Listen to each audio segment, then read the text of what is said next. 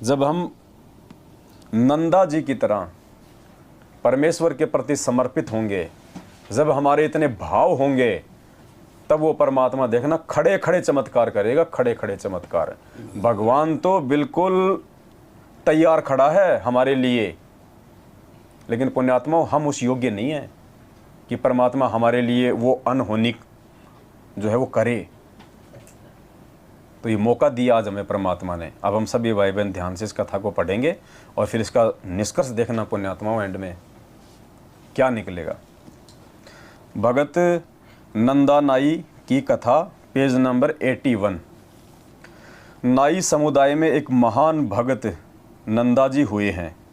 नाई को सैन भी कहते हैं। वे परमात्मा की धुन लगन में लगे रहते थे। राजा के निजी नाई थे। जो नंदा जी थे वो किसी राजा के निजी नाई थे। केवल राजा की ही वो हजामत बाल जो है वो बनाया करते थे। प्रतिदिन राजा की हजामत करने, दाढ़ी काटने जाया करते थे। राजा के सिर की मालिश करने भी जाते थे। नंदा भगत जी एक दिन भगवान की भक्ति में इतना मगन हो गया कि उसको ध्यान नहीं रहा कि मैंने राजा की हजामत करने जाना है। नंदा जी परमात्मा की भक्ति में इतने मस्त हो गए, जैसे नामदेव जी थे ना, विट्ठल महाराज के मंदिर के आगे जाके, और वहाँ पे आरती जब वहाँ पे हो रही थी, उस समय वो अपने पैरों की जूतियाँ निकाल के यूँ बजाने लग गए। वो मगन हो गए, उनको पता ही नहीं कि मैं कहाँ मैं पंडितों के बीच में आ गया। जो हम जैसों की तो शकल देखना भी पसंद नहीं करते, मंदिर में प्रवेश करना तो बहुत दूर की बात है। और इतना मगन हो गया कि सबसे आगे जाके खड़ा हो गया और जूतियाँ बजा रहा है। तो नंदा जी की भी यही हालत हो गई। और पुण्यात्मा, जब तक ये हालत हमारी भक्ति पे नहीं होगी, और विशेषकर इस कबीर परमेश्वर सतगुरु रामपाल जी भगवान की वास्तविक भक्ति में, पुण्यात्मा हमारी बात नहीं बनेगी। राजा के सिर की मालिश करने भी जाते थे। भगत नंदा जी एक दिन भगवान की भक्ति में इतना मगन हो गया कि उसको ध्यान नहीं रहा कि मैंने राजा की हजामत करने जाना है। राजा की दाढ़ी बनाने करने जाने का निर्धारित समय था। वह समय जा चुका था। 2 घंटे देर हो चुकी थी। राजाओं की जुबान पर दंड रहता था। जो भी नौकर जरा सी गलती करता था तो उसको बेरहमी निर्दयता से कोड़ों से पीटा जाता था, अचेत होने पर छोड़ा जाता था। शरीर की खाल उतर जाती थी, रो रो कर बेहोश हो जाता था। यह दृश्य भगत नंदा कई नौकरों के साथ देख चुके थे। नंदा जी ने ये घटनाएं देख चुके थे पहले वो, कि अगर राजा की अगर समय पे सेवा नहीं हुई तो क्या हालत करता है वो नौकरों का। पुण्यात्मा, इतना भय होने के बाद भी, इतना सब कुछ देखने के बाद भी, और नंदा जी का परमात्मा की प्रति के भक्ति के प्रति इतना समर्पित हो जाना, ये परमात्मा हमारी को शिक्षा दे रहे हैं। भय तो छोड़ो, यदि कोई हमें दिन के 12 बजे 2 लाख रुपए देने आ रहा है, और यदि हम 11 बजे मंत्र करने बैठ जाएं, तो पुण्यात्मा मंत्रों से ज़्यादा ध्यान हमारा उन 2 लाख रुपए में रहेगा। और वहाँ तो मार मार के बुरा हाल किया जाता था जो निर्धारित समय पर राजा की सेवा में नहीं पहुँचता था। उसके बाद भी नंदा जी परमात्मा की भक्ति में मगन रहे। शिक्षा दे रहे हैं परमात्मा। रो रो कर बेहोश हो जाता था। यह दृश्य भगत नंदा कई नौकरों के साथ देख चुके थे। राजा उनको वही, आज उनको वो ही भय सता रहा था। भगत जब अपनी भक्ति से उठा और देखा कि भाई आज तो समय 2 घंटे ज़्यादा बीत गया, अब नंदा को वो सारी बातें याद आ रही थी कि हे भगवान, आज तो मर गया, आज तो मुझे कोल्लों में पेलेगा, कोड़ों से मारेगा, खाल उतारेगा। अंदर से भयभीत हो गया नंदा। अब देखना पुण्यात्मा, जो उस भगवान की इतनी आत्मीयता से, इतने समर्पित भाव से पूरी दुनिया को बुला के, हर प्रकार की समस्याओं को बुला के, जो अपने सतगुरुदेव जी की भक्ति करता है, उनके मंत्र और आरती करता है, फिर देखना परमात्मा अपने भगत के काम कहाँ पे सारता है। यह दृश्य भगत नंदा कई नौकरों के साथ देख चुके थे। आज उनको वही डर सता रहा था।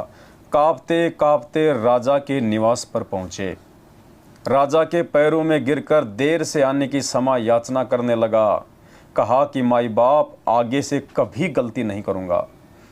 भगत ने देखा कि राजा की दाढ़ी बनाई हुई थी। ने की देखना पुण्यात्माओं, परमात्मा कहते हैं कल पे कारण कौन है, तू कर सेवा निष्काम, मन इच्छा फल देऊंगा जब पड़ेगा मेरे से काम। भगत ने देखा कि राजा की दाढ़ी बनाई हुई थी, सिर में मालिश भी कर रखी थी। भगत सैन को समझने में देर नहीं लगी कि किसी अन्य नाई से हजामत तथा मालिश करवाई गई है।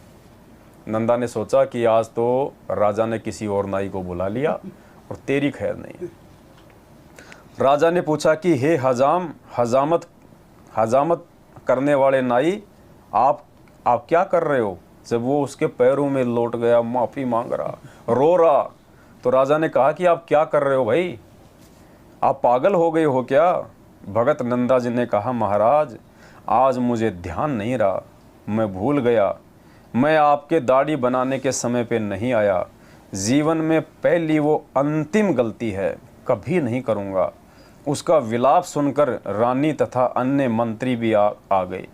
राजा ने कहा कि सैन, आप अभी अभी दाढ़ी बनाकर सिर में मालिश करके गए हो। कि भाई आप तो अभी अभी मेरी दाढ़ी बना के गए हो, मेरे सिर में मालिश करके गए हो, आप क्या कर रहे हो? आप देर से आए हो, क्या नींद में बोल रहे हो? भगत नंदा जी ने कहा कि नहीं महाराज, आपने किसी दूसरे नाई से हजामत कराई है, मैं तो अभी अभी आया हूँ। राजा ने सैन भगत के घर पर मंत्री भेजकर पता कराया तो उनकी पत्नी भी रो रही थी कि आज मेरे पति देर से गए हैं, उनको दंड दिया जा रहा होगा। मंत्री ने पूछा कि क्यों रो रही हो बहन? भक्तमती ने बताया कि मेरे पति से गलती हो गई, मैंने भगत को याद नहीं दिलाया। भक्ति पर बैठने से पहले भगत ने कहा था कि कुछ समय पश्चात मुझे याद दिलाना कि राजा की सेवा करने जाना है। नंदा ने अपनी भक्तमती से कहा था कि देख, मैं परमात्मा की आरती कर रहा हूँ, मैं मालिक की मंत्र जाप करने बैठ रहा हूँ और तू मुझे याद दिला देना, कहीं ऐसा ना हो कि मेरा ध्यान भक्ति से ना हटे और मैं सज़ा का जो है भागीदार बन जाऊँ। मैं अपनी पत्नी को बोल के भक्ति में बैठा था, यानी कितने समर्पित थी वो आत्माएं परमात्मा की भक्ति के प्रति। हम कहाँ हैं उन आत्माओं की तुलना में? हमें वो बनाना चाहते हैं आज सतगुरु रामपाल जी भगवान। मैंने भगत को याद नहीं दिलाया। भक्ति पर बैठने से पहले भगत ने कहा था कि कुछ समय पश्चात मुझे याद दिलाना कि राजा की सेवा करने जाना है। मैं भूल गई। भगत भी भक्ति में व्यस्त थे। 2 घंटे बाद उठे तो याद आया, उनकी नौकरी जाएगी तो हम क्या खाएंगे, बच्चे भूखे मर जाएंगे, पति को दंड मिलेगा। मंत्री जी तुरंत वापस आए और राजा को बताया कि वास्तव में नंदा तो देर से अभी आया है, इनके रूप में कोई और आया था जो आपकी हजामत तथा मालिश करके चला गया। ये बात सुनकर राजा को समझते देर नहीं लगी कि भगत सैन के रूप में भगवान आए थे जिसकी वो भक्ति करता था। कि और पुण्यात्मा उस नंदा का कौन था गुरु, कौन था उस समय? यही सतगुरु रामपाल जी भगवान, यही परमात्मा। मालिक कहते हैं पहुंचूंगा क्षण एक में जन अपने के काज। 1 सेकंड में परमात्मा, गोता मारूं स्वर्ग में जा बैठूं पाताल, गरीबदास ढूंढता फिरूं अपने हीरे मोती लाल। राजा सिंहासन से नीचे आया और भगत सैन को सीने से लगाया और कहा कि भगत, मैं तेरे को सेवा से मुक्त करता हूँ। आज से मैं तेरे को सेवा से मुक्त करता हूँ, आज से मैं तेरे को फ्री करता हूँ इस सेवा से। तेरे को राज दरबार में मैं दरबारी रखूँगा। मेरे को दोष लगा है कि भगत के स्थान पर भगवान ने मेरी दाढ़ी बनाई, सिर की मालिश की। मैं इस पाप को कैसे धो पाऊंगा? नंदा जी भी समझ गए कि मेरे कारण भगवान को कष्ट, मेरे कारण परमात्मा को कष्ट हुआ तो और जोर जोर से रोने लगे कि हे परवरदिगार, मुझ 2 कौड़ी के दास के कारण आप स्वर्ग छोड़कर हजाम बने, आप नाई बने, मुझे उठा देते भगवान, आपको कष्ट उठाना नहीं पड़ता, मैं समय पे आ जाता। पुण्यात्माओं, ये प्रतिफल है। हमें परमात्मा समझाना चाह रहा है कि मूर्खों, भगवान में कोई बदलाव नहीं आया। परमात्मा नंदा का भी वही था, परमात्मा तुम्हारा भी वही है। अगर बदलाव है तो तुम्हारे अपने विचारों में, तुम्हारे अपने विश्वास में है। भगवान की भक्ति के प्रति नंदा समर्पित हुआ तो देखो भगवान ने कितना बड़ा चमत्कार किया। नाई की नौकरी से उसको मंत्री बनवा दिया परमात्मा ने। राजा का हृदय जो है वो परिवर्तित कर दिया और लाखों लोगों के हृदय में परमात्मा ने भक्ति की अलग जगाई। और यही कहा था परमात्मा ने भी अपने सत्संगों में, सतगुरु रामपाल जी भगवान ने, कि तुम ये जो ज्ञान गंगा बांट रहे हो ना, इसको पढ़ पढ़ के जो लोग आ रहे हैं, मुझे उतनी खुशी नहीं है। जिस दिन मेरे भक्तों के आचरण को देख के, मेरे भक्तों के स्वभाव को देख के दुनिया नाम लेने आएगी ना, उस दिन मैं मानूंगा कि वास्तव में मेरा जो सत्संग करने का जो प्रयोजन है वो सफल हो रहा है। तो पुण्यात्माओं, जब तक हम इस भाव से उस परमेश्वर की भक्ति पे नहीं लगेंगे, जब तक हम इतना बदलाव और इतना समर्पण और अपनी रोजी रोटी से ज़्यादा इस परमात्मा की भक्ति को यदि हम प्रथम स्थान पे नहीं रखेंगे, पुण्यात्माओं, हम भक्ति के आसपास भी नहीं हैं। हमने कोशिश करनी है सभी भाई बहनों ने। ये बदलाव की प्रक्रिया हमारे को अपने से स्टार्ट करनी पड़ेगी, कोशिश करनी पड़ेगी हमने। हम आधे घंटा लेट निकल जाएंगे अपने धंधे पे, या आधे घंटा हम लोग जल्दी उठेंगे, लेकिन सबसे पहले परमात्मा की भक्ति। और देखो मालिक ने कितनी बड़ी मेहर की, उसी दिशा में परमात्मा अपने बच्चों को लेके जा रहे हैं। परमात्मा ने ऑडियो वीडियो से आरती हमारे से बिल्कुल बंद करवा दी। भक्ति बोध से हम आरती करते हैं ताकि हमारा वाणियों पे ध्यान रहे। परमात्मा के सम्मान में हम खड़े होकर आरती करते हैं। ठीक है, कोई बुजुर्ग है, कोई बीमार है, वो बैठ सकता है, वो लेट भी सकता है, लेकिन परमात्मा ने भक्ति की वास्तविक जो पद्धति है वो अपने सत्सेवक बच्चों से शुरू करवाई है। और भक्ति में ये भाव पुण्यात्मा हमारे उस समय तक नहीं बन सकते जब तक सबसे पहले हम भगवान की पहचान ना कर लें।